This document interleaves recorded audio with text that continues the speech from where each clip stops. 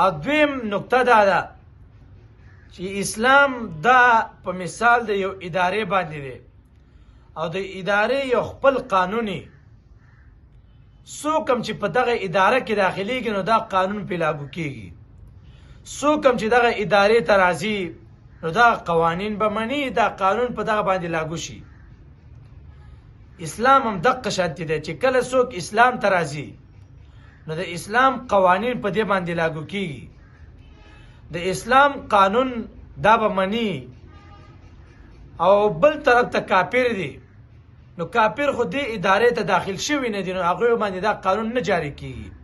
او قانون دا دی چې کله څوک اسلام کې داخل شي دا به سخت په دې باندې به آزمایشونه راځي، په دې باندې به مصیبتونه راځي، ځکه چې الله رب العزت درجه اوچتوي، الله رب العزت ډېر څه ورکوي، ډېر ثواب له ورکوي.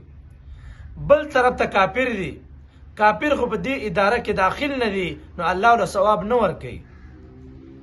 دې وجې نه ځکه مسلمان باندې مصیبتونه راځي. درېیمه نکته دا ده